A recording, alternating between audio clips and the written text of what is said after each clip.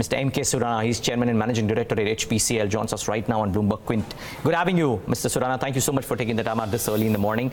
How do these sharp movements impact your inventory, sir? Mr. Surana, can you hear me? Yeah. Yeah, good morning. To you. That there is, every time there will be some inventory in the stock, some inventory on the transit.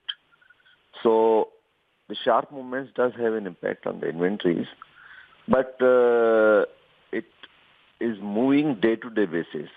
So a longer-term effect will make more difference than just a day-to-day impact.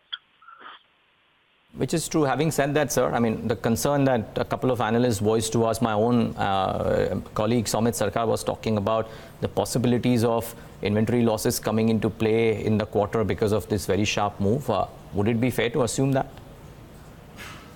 It is too early to say that, because the next quarter is just started. We are just in July month. So it is early to say, because the crude has been moving a bit erratically in the recent days, and it is moving more by the news items rather than the fundamentals. Okay, interesting. Would you believe, sir, that the average crude prices, looking at the fundamentals, do not deserve to be here? They do probably deserve to be slightly higher than where they are right now? No, earlier also I said that fundamentally it did not deserve to be where it was even earlier. So the movement upwards was also a result of the geopolitical situations, and the winding down is also a result of the assessment of the people of the geopolitical situations. Like yesterday, some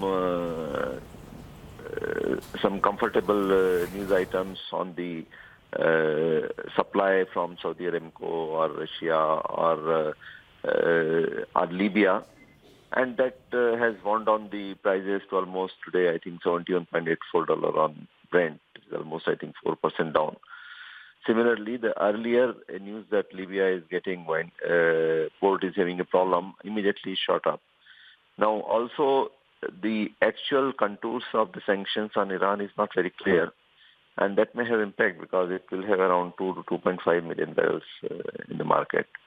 But yesterday news is that that sanctions may not be that toughly implemented, and that has further brought some comfort to the market.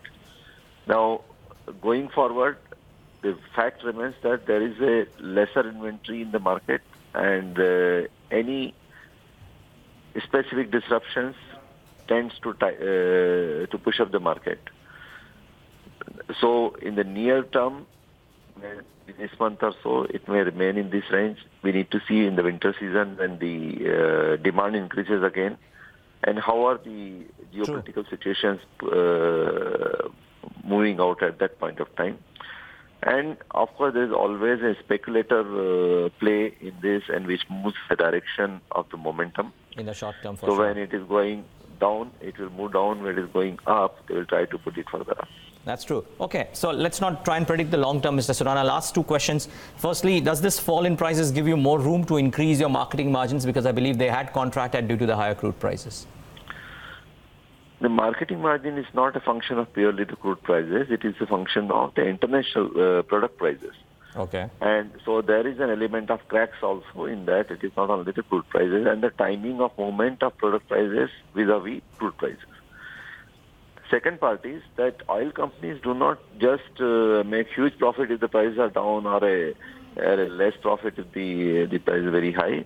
So there is a margin level which we try to protect, and accordingly the market price is adjusted to the international product prices. The only thing is that if the prices are lower side, there is no pressure or no concern in the market that whether we will be able to pass on the full impact of the prices or not. Okay, so are you saying, sir, that this fall from 75 all the way to 68 will not have a meaningful bearing on your marketing margins, or there could be some impact but difficult to quantify? It will have an impact in the sense, it will not have much of an impact except two things. One thing is that when the crude prices are lower, the GRMs are better because of the fuel costs which we use in the refineries are lesser in that case. So that is one definite advantage.